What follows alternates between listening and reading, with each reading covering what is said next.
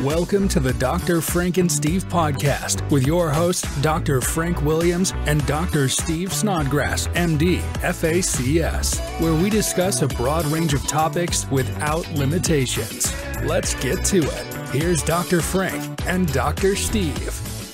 Hello, welcome back. This is the Dr. Frank and Steve podcast.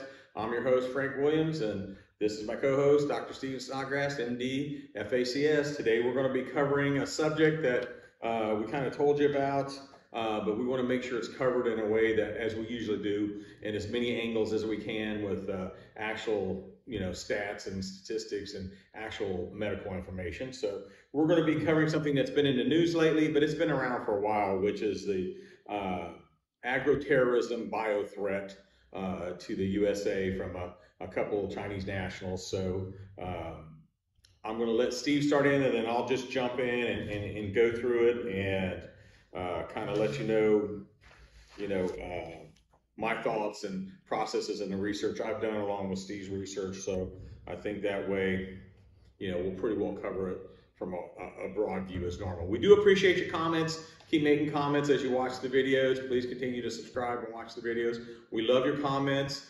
Good, bad, or indifferent. Some of them are just crack me up. Some of them are pretty good. If you private message me, we will read them out if you'd like and answer your questions. If we don't get it back in messaging or you don't quite understand, we're happy to do that for you. So we just appreciate you being here with us. So, Steve, I'll let you go ahead. Absolutely. Yeah, we love the comments. And, one guy said, these guys really get in your head kind of thing, which I thought was funny because, basically what we do is we take a topic and we cover it, I think, another layer or two deeper than most. And so if you have an interest in the topic, then we want you to walk away from this podcast with a good knowledge base. And if you're going to be making any kinds of decisions, they'll be informed decisions. And so that's the whole point. But when I was in med school, which was a long time ago, from 1980 to 1984, I remember at that time that our professors were saying that med students in China were taught biochemical warfare. Mm-hmm. And when you started delving into this, there's governing bodies around the world that look into all these kinds of things or oversee these kinds of things. And when the Chinese were questioned about it, they said, yeah, that's true, but we only look at it from a defensive standpoint. In the case, if we were ever attacked, we would know what to do, but it would never be used offensively. In case we're using the identical style of bioweapon that they're creating, we created ourselves at the same time as before. I'm just saying, I know. That really doesn't hold a lot of water for me. But anyway, what you're looking at is just a primary example of agroterrorism. Mm-hmm. That's what it is. And this is with Fusarium species, and it's been associated with a broad spectrum of infections, and it's collectively called Fusariosis. And Fusariosis is a complex infection that affects plants, animals, and humans, and definitely a fungus among us kind of thing. There's over 70 species of it. And the thing about it is it's responsible for significant losses in multiple areas. Crops, it will obviously kill crops and animals as well as humans. And Fusarium graminearum is the main pathogen in the news. And they keep talking about it causes head blight in wheat, maize, and rice. And I'm going to admit my ignorance. I'm going to go I'm not sure exactly what head blight means. So I wanted to look at that. And for anybody who's extremely inquisitive, here you go. Here it is. Unfiltered head blight. Because we're going to take wheat, for example. Yeah. Now, if you take wheat, it grows on stems and deep within what's called the flag leaf. And these stems elongate and they produce a head, which is the flower of the wheat plant. The flag leaf of a wheat plant is the last leaf to emerge in the plant during its growth. It's exciting stuff. Yes, it is. Okay. It's a little topical. It is. I'm with you. Okay. All right. So the issue with that is it's the major source for the plant of photosynthesis, which makes its nutrients. So if the plant can't make nutrients, it's going to die. So it uses the sunlight to synthesize nutrients from carbon dioxide and water. That's photosynthesis. And if you destroy what does that for a plant, then you destroy the plant. So that is the whole thing about head blight. And they release mycotoxins that are produced by the fungus. So it makes grain and byproducts that are unacceptable for animal and human consumption. And MYCO or myco, anytime you see that prefix, it's Greek for fungus. So mycotoxin would be a fungus released, a fungus released toxin. So that's just one of the take-home points of it. And it should be noted, I went back and did some deep research on this, but these Fusarium infections have been documented. There was an epidemic some time ago in the southern provinces of China around the Yangtze River. And so they've known about the pathology this produces for a very long time. And I think they looked at it as like, well, we have experience with this. And it was, at that time, it was in rice. But what was found to be interesting about it and more disturbing about it, it was also found in weeds. So the weeds can spread the infection just like the plants can. And weeds are everywhere. Yes. So that's it. Now, the rest of it that I have is in regards to what this does to the human body. So this is a good time for you to interject your piece of. I'll interject some, let you interject, then I'll re-interject my parts. We'll just be interjecting. Yes. To make it simple. Taking a look at this, I mean, there's two viewpoints to look at. You have some people who, they think everything's kumbaya and it's great. I've listened to some say, well, it's not. And then I'm talking about, streaming, social media, news platforms, make a big deal. And then they figure, well, the current administration's on this. And because they're against it, because of it being a possible agroterrorism weapon or like basically a bio weapon for, agriculture, that it's not a big deal because it would be too difficult. You've got a couple of young Chinese nationals in their early 30s, one male, one female. I'm not a Jean is one and Lou, I believe, is the other, were arrested in Michigan for smuggling it. They said, well, they didn't even realize it. Sure.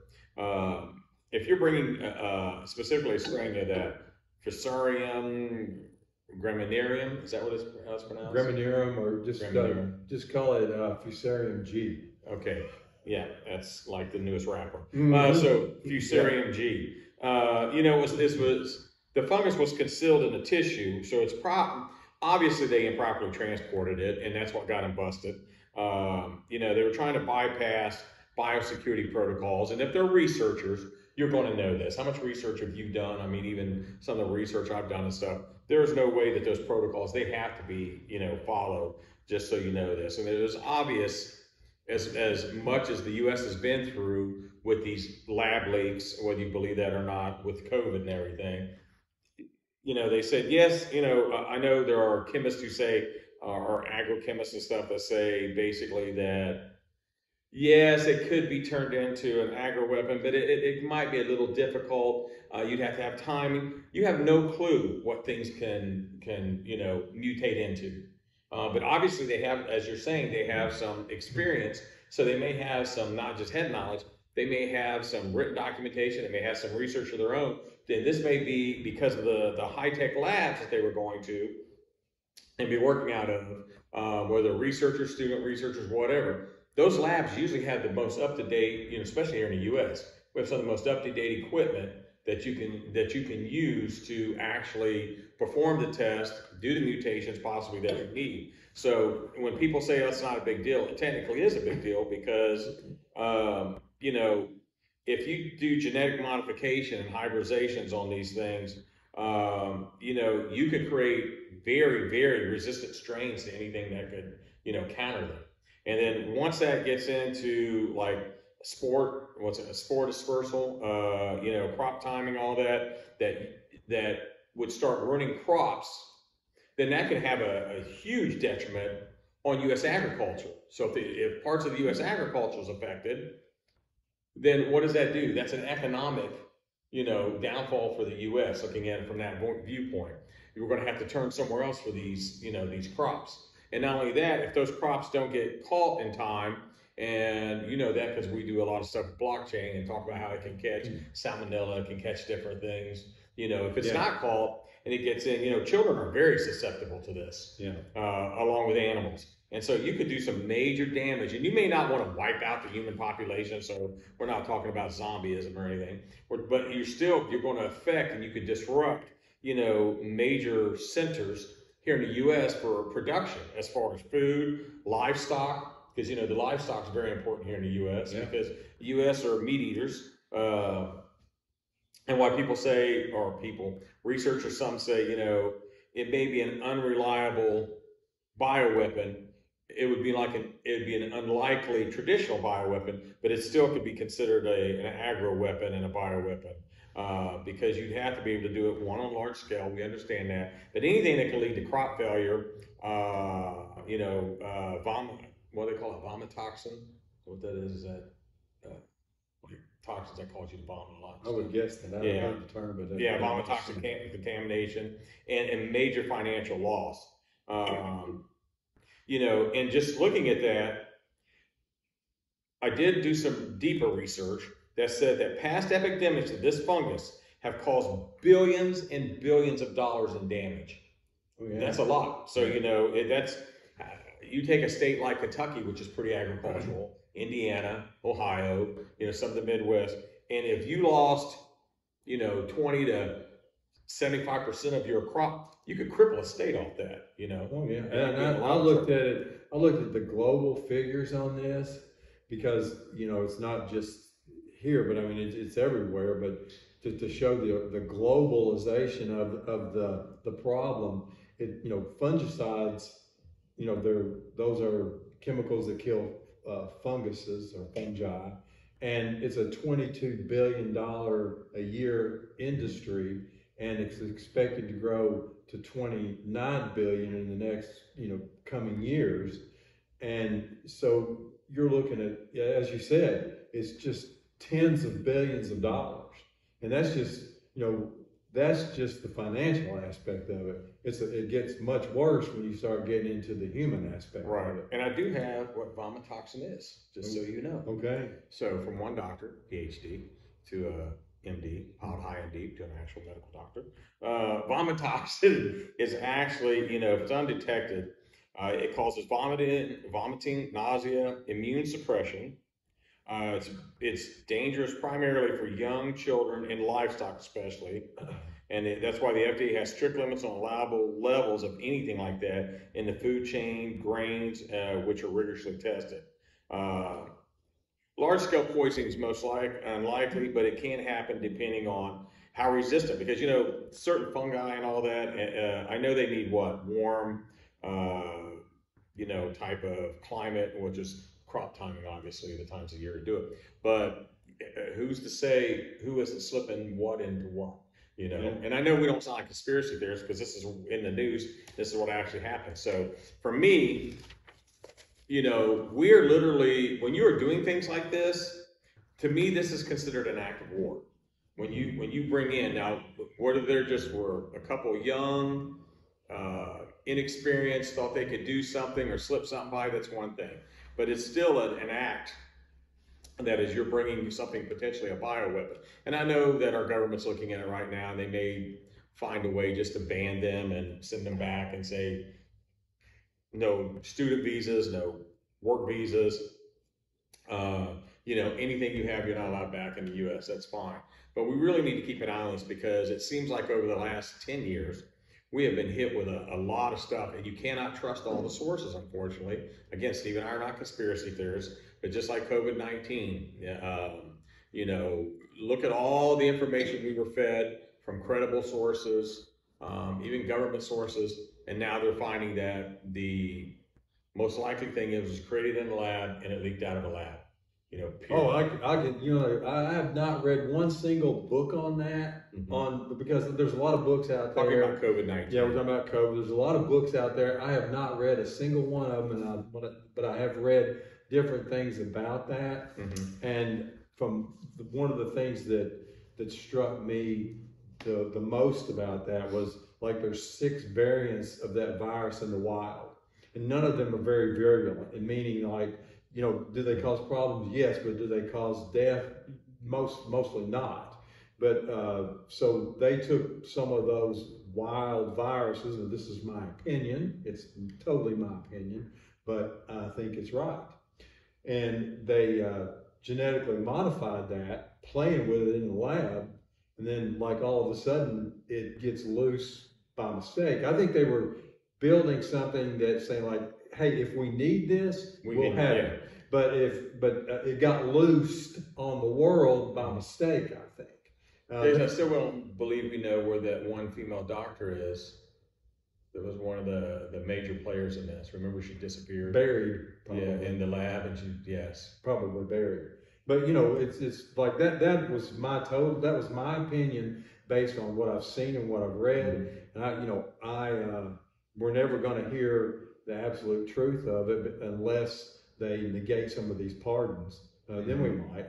But there's a whole lot hidden in that and in this. Right. So that's all there is to it. Yeah, bioterrorism. Excuse me, terrorism. Been in the South too long. Bioterrorism. Don't blame that on the region. No Prevagen this morning. That's not a regional thing. It's me practicing my Southern, they come out right. But, bioterrorism is a very real threat. And it's one of the most constantly sought after areas unfortunately, for the military, not just around the world, but everywhere in the world. Because, with there being about 8 billion people on the planet now, if you've got to take out other countries or cripple them economically, but you don't want to necessarily waste a lot of ammo or waste a lot of traditional munitions and all that. What better way? I mean, if you knock out, and then I always tell people to think about this because I've written stuff on this for one of the organizations that, I'm a part of, and it's all legit, it's government reporting stuff. But if you cripple, and I go off this basically from my EMP stuff, electromagnetic pulse stuff. If you would cripple 2 or 3 industries, the major ones in the United States, so let's say 3 to 5 states, I know that sounds crazy, but if there was some way of crippling the agricultural, the cattle, pigs, eggs, whatever it would be, you're going to destabilize that region, which is going to help destabilize the U.S. You then keep us pretty occupied and pretty busy trying to rebuild or recoup to get everybody back to normal, so they're not all panicking over the least little thing. And what's that going to allow to do? For those countries that did it or want to do it, it allows them to go in and do whatever they want to other countries, take over other countries. And I will give you this because, China's not stupid.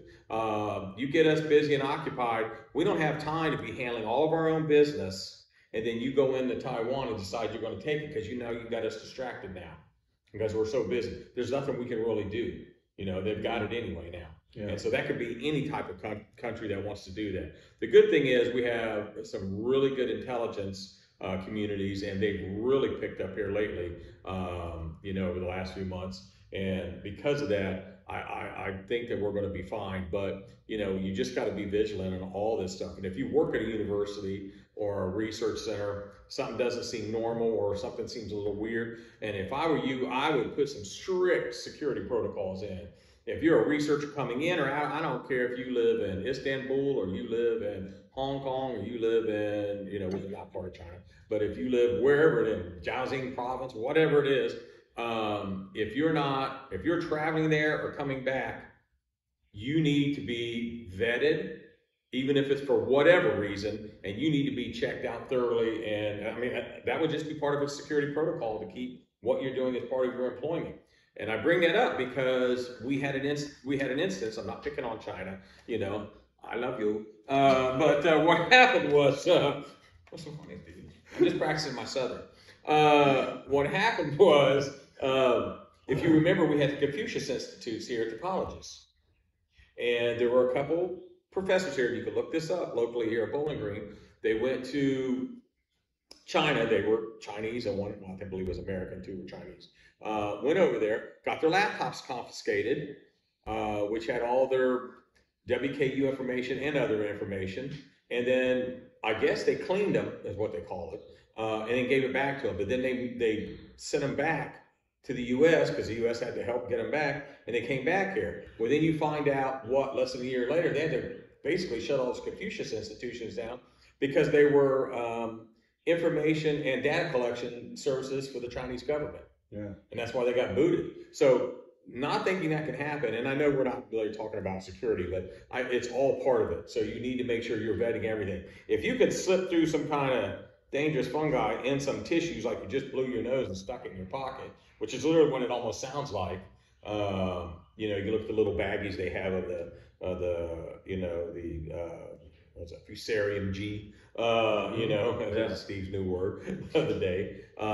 It can be dangerous. So we need to make sure that we're staying up to date, we're staying vigilant, and unfortunately nowadays, you just can't trust anybody, you know. God knows you don't want to profile anybody. I don't care.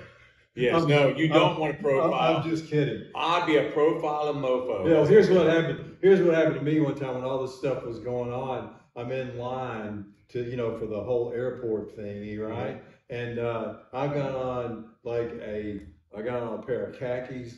That say juicy. And a polo shirt. Mm-hmm. You know, khakis and a polo shirt. And then next to me is somebody who's wearing one of these burqas, and like the only thing you can really kind of see are their eyes. And so they pulled me out. A random check. They pulled me out of line. And so I just said, like, by the by, you know, while we're thinking about this, what makes is like, I don't even know what that is there, male, female. Like I can't see that, whatever it is. And you look at me as being the suspicious one. I find that quite kind of interesting. But you know, flip flops, khakis, and a lot of people just go like, "Oh, that's so offensive." Yeah, sure it is. But you know, it's just ridiculous. But you know, like you say, I was going to end the podcast with that statement about, you know, is this an act of war in your opinion? And to me, whether it's a nuclear weapon or whether it's some sort of bioterror or whatever it is, the last time I checked, and I am a physician, by the way, but dead is dead. Yeah. And so, well, you know, if you've ever had food poisoning, you could imagine what this is. Literally, it sounds like that's some of the stuff it does to you. The same ones. Well, it is basically food poisoning, but you know, to that extent, and to a child, that could be life threatening. Well, when you get into, I can tell you this, is that you know, I've had to treat several fungal infections in my practice, especially in residency, because in residency, some say they just had other issues. But I can tell you, a fungal infection is a nasty actor. It's a nasty actor. Even if it's like, I'll get into a little bit, but this species of fungus, they can either be like locally a localized infection, or it can be an invasive infection. But even like a couple of different things I remember. One was they're full of like pus, you know, with a central necrosis. So like on a healthy person that gets something like this, they can get these raised red nodules all over their bodies that are centrally necrosed, which means dead, which means they're full of pus. So all of that has to be opened and drained. And then, you know, one case in particular I saw was there was a person that had a big lesion on their lung, and it was almost like softball size. Wow. And we, you obviously think, is this a lung cancer or anything like that? But no matter what, the patient is symptomatic. Yeah. We had to go in and take out that lobe of the lung, and it was like this fungus ball, and it was just full of pus and fungus. And so it's a nasty, nasty infection, no matter where it is. And so the thing about this, they're difficult to treat because, and there's a lack of consensus on treatment protocols.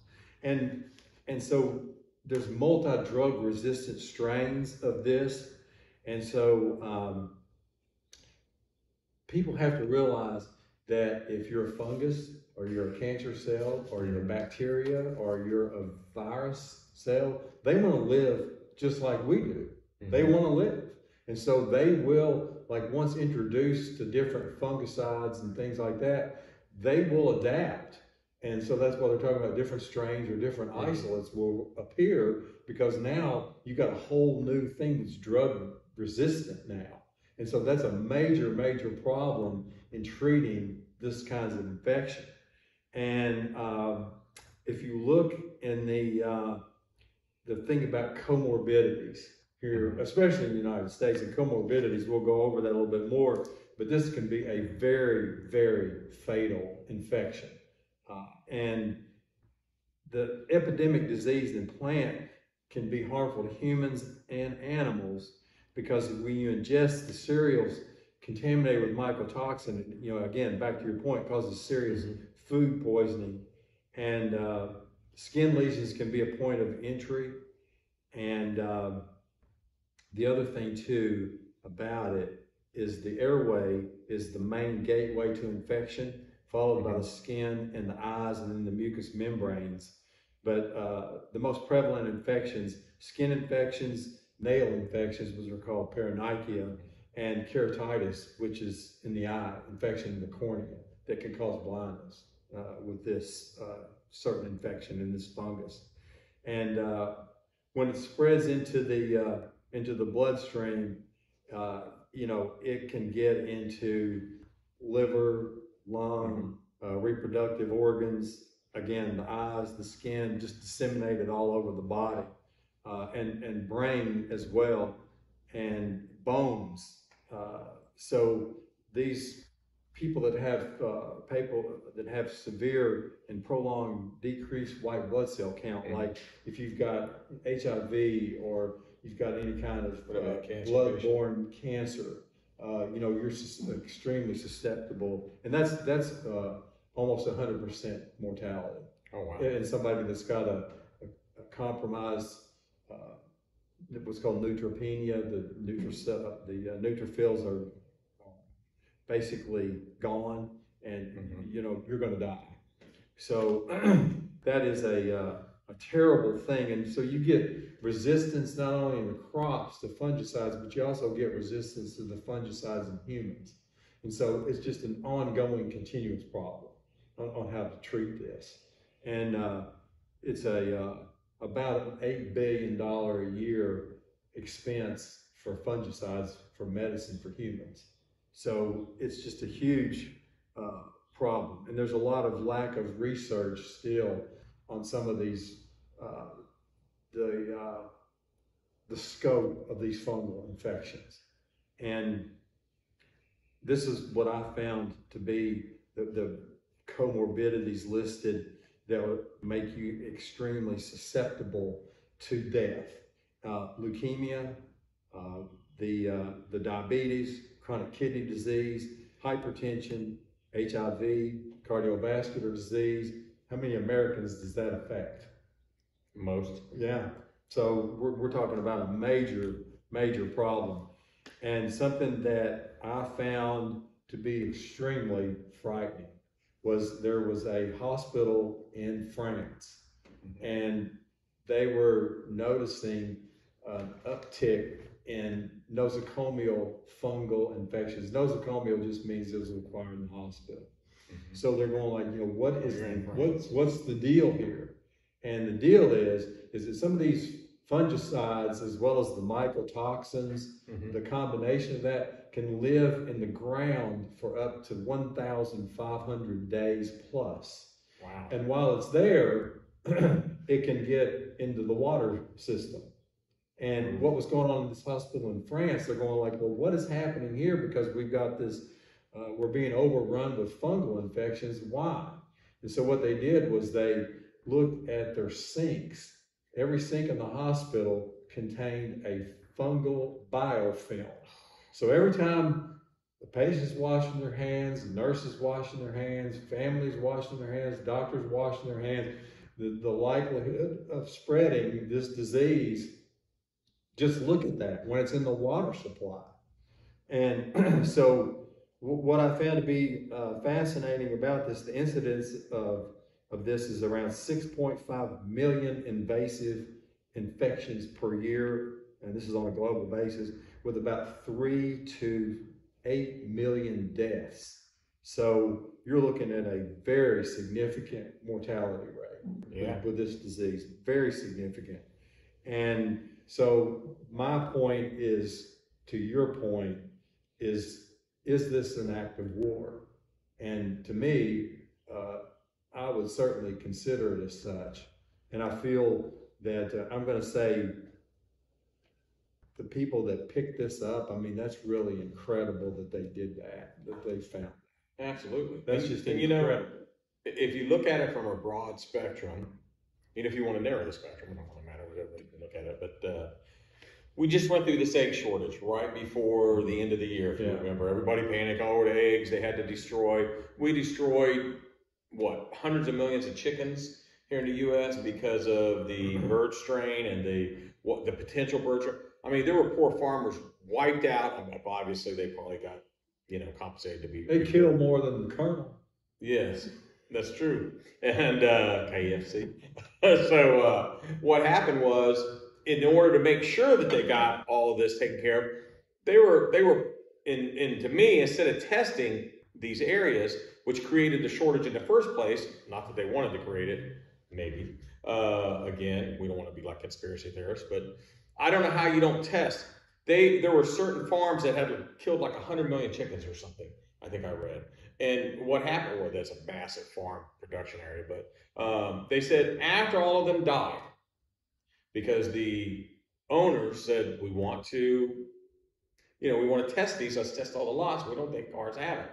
No, they were ordered, they had to kill them, kill them and destroy them. After that, then they tested them, not one had it. So you can actually go overboard. And what I mean to say by that is simple. Let's say somebody says, they created this and we think now like COVID. Look how absolutely, and we had to do what we had to do during COVID because we hadn't been hit with something like that ever, literally. So, the plague and stuff. But we acted kind of the same way. We panicked as a nation and as a world so bad that we went out of our way to do some of the most ridiculous things, to compensate, to try and correct this thing. Shutting the world down, shutting the U.S. down. You can't do this. You must stand 6 feet away. You got to wear a mask. That was ineffective. And then when you first came out, Anthony Fauci, the masks don't work unless you're in a hospital setting. Well, what does it trigger when you walk in the door? I always thought that was the stupidest thing in the world, and I'll debate anybody on that. And then all of a sudden, you need to have the mask on. You need to continue wearing the mask. Can't open the schools up. Let's put the kids behind 10 years. Let's raise a bunch of little idiots because they can't because everybody found out when they did go to school, and I know I'm on a tangent, that's okay. I'm just letting you go. Yeah, I'm still on my last steroid for my shoulder injury, so I'm rocking. But if you remember, then parents found out these kids aren't getting educated like we thought they were. Half of them are sleeping. So we go out of our way sometimes to, I don't want to say, magnify the situation because we add so many variables in that we think we have to address. So you could imagine if this would get leaked out, let's say 2 or 3 states, biggest agriculture states get hit. And they say, we don't care, it's not localized, we're finding it in sporadic areas here and here. We're going to shut all the agriculture down on that state for this season, and this season, and this season. What is that going to do to the economy, to inflation, to, we're going to have to take everything that comes from there, and we're going to have to import that in, instead of exporting it out. and it'll just cripple the U.S. To the point where you have no clue until we're further. You're going to have to be on government rations. And I know that sounds ridiculous, but we just went through this. So you don't know what the total vicarious outcome, which would come back to the government, who would do what they thought was right.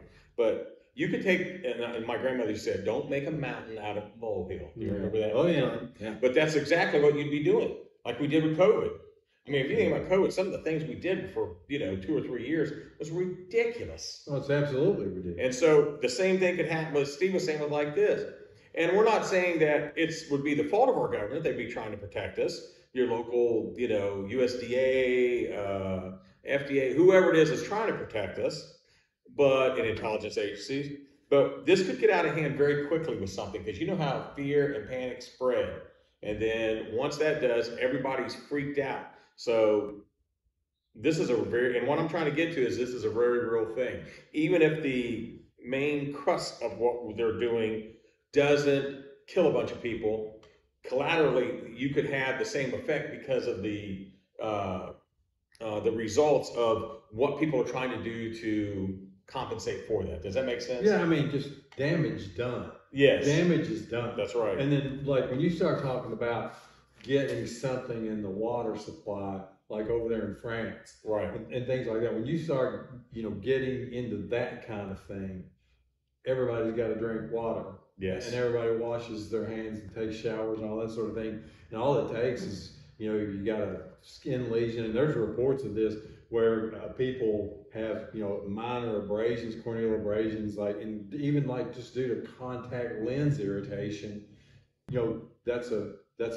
way for this to enter. And look how many water supplies in the U.S. always constantly have issues. Yeah. You're on a boil advisory, California's running out of water. And so they're trying to get water in. These areas where water contamination happened, but all it takes, and if you get something like that in there, and we know from past, dumping sites where it's contaminated waters and affected villages and cities and towns here in the U.S. and around the world. So we're not trying to be alarmist. We're just trying to say this is an issue that needs to be kept up on, and it's an issue that needs to be looked at very seriously and taken very seriously, because if you don't, one dry run like this may not be the only thing you're looking at. Well, it's the thing, again, you're right, we're not alarmists, we're not conspiracy theorists or anything like that. All we're doing is we're going back and searching what has been done in the past, and all the reports on all this and everything. I've never seen anything or anybody talk about this, what happened in France. And I think a lot of people just don't realize the severity of a fungal infection, and how, even if you're just normally healthy, right, and you get one of these infections, it may take up to 6 months to treat it. And you're talking about a very serious drug and toxic side effects and drug interactions. Everything is additive and cumulative. And so when you start throwing these different pathogens into the normal society, especially with the comorbidities that exist here in the United States, it to me, what constitutes an act of war? Yeah, even though they may seem like some young guy and some young girl just brought, this fungus in, and it was improperly transported in some tissues. You don't know. I mean, I don't know all the science, but what would have happened if, they'd have dropped some of it, got into the plane, whatever. And I'm not saying it's like they're going to breathe it and die, but what if it got spread that way, or it got into something else and it got into something else, even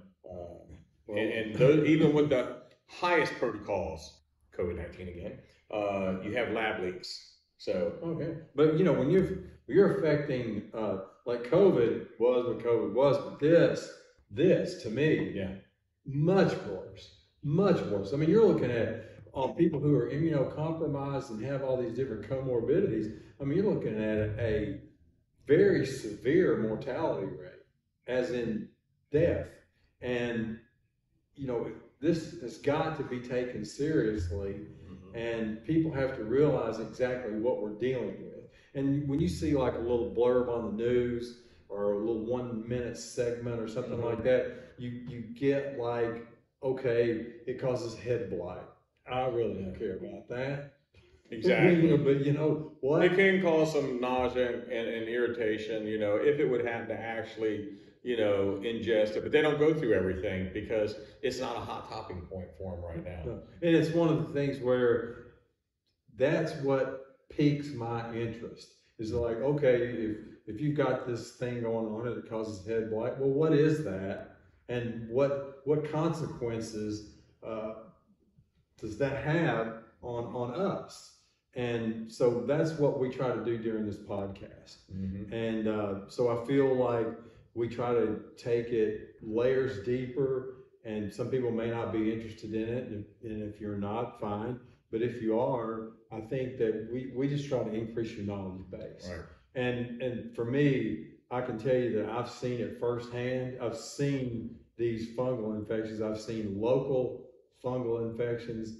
I've seen just these virulent systemic fungal infections.